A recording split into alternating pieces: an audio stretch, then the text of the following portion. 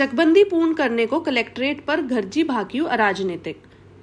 मुजफ्फरनगर में धरना देकर किया प्रदर्शन, चकबंदी अधिकारियों पर लगाए गंभीर आरोप।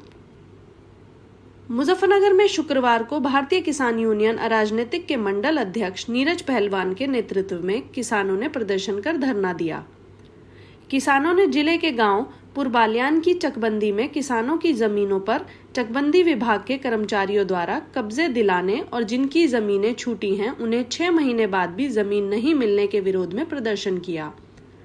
नीरज पहलवान ने कहा कि दबंग किसान गरीब किसानों की जमीन से जबरदस्ती फसल काट रहे हैं, जिसमें चकबंदी विभाग के कर्मचारियों की मिलीभगत है। किसानों को कब्जे नहीं मिल रहे हैं।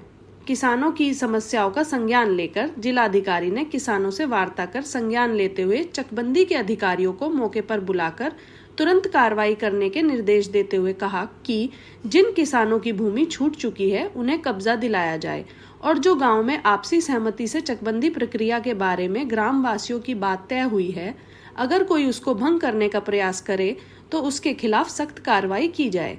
धरना प्रदर्शन में अक्षय त्यागी, सुभाष प्रधान, विजेंद्र बालियान, कंवरपाल, अशोक, रमेश प्रधान, अशोक आर्य, राजन बालियान, संजय, राजीव बालियान, संदीप बालियान सहित सैकड़ों ग्रामीण।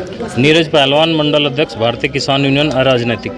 नीरज जी, क्या पूरा मामला था जो जिलाधिकारी कार्यालय पर आपको आना पड़ा, गाड़ी के आगे आपको बैठना पड़ा? ये मामला जो पुरबालियान गांव है उसमें 35 साल से चकबंदी चल रही और ये जो चकबंदी के अधिकारी हैं इनका अपना वहाँ पर चलता रहा खाने कमाने का, इसलिए 5 साल से लगातार पैमाइश करें और इन दिनों जब गन्ना बड़ा हो जा तब आके ये कह दे कि पैमाइश अगले अधूरी रहेगी, अगले साल होगी। तो किसानों का शोषण करने का काम वहाँ पर ये कर रहे थे। अब इन्होंने क्या करा, 4 महीने पहले कुछ किसानों की ज़मीन इन्होंने कब्जा परिवर्तन की घोषणा करके वहाँ पे और उनकी ज़मीन ये कह कर छुटवा दी कि आप ज़मीन छोड़ दो, हम आगे आपकी ज़मीन दिलवा देंगे। आगे इन्होंने डोर लगवा कर उन किसानों की फसल बुवा दी। अब उन किसानों की जब फसल तैयार हुई तो जो दबंग किसान वहाँ पे हैं उन्होंने वो फसल काट ली ज़बरदस्ती और उन्होंने कहा कि हम ही ये फसल काटेंगे और इसके बाद भी फसल हम होंगे, अगर यहाँ आ गए तो जान से मार दिए जाओगे। वे किसान इनके पास पहुँचे, थाने में पहुँचे, थाने वालों ने कह दिया चकबंदी वालों के पास जाओ, चकबंदी वालों ने कह दिया थाने वालों के पास जाओ। जब किसान परेशान हो गए, वो किसान इतनी डिप्रेशन में आ गया कि वो सब बीमार रहा, बेचारा मर गई, उसकी जान बची। तो वो हमारे पास आए, हम डीएम साहब के पास आए आज यहाँ।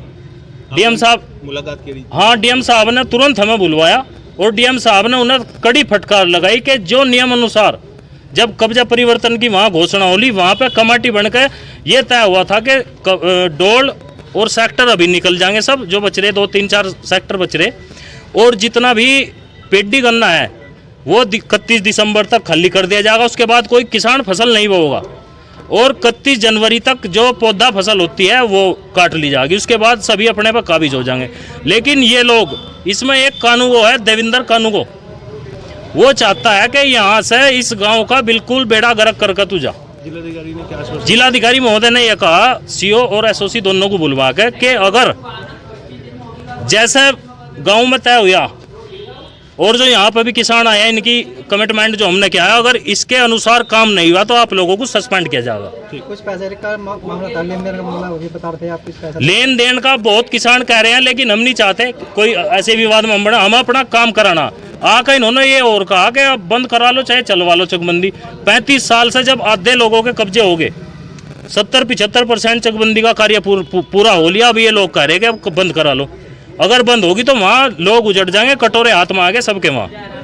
अगर अब एक बात और, 25 सितंबर में हमारी लखनऊ में पंचायत है, अगर 25 सितंबर तक इसका समाधान ना हुआ तो पूरे गांव के जितने भी बच्चे, औरतें और पशु सभी आकर यहाँ जिलाधिकारी महोदय का कार्यालय बैठ जाएंगे और बस यही डीएम साहब के यही खाओगे, यही सोएंगे, यही मरेंगे।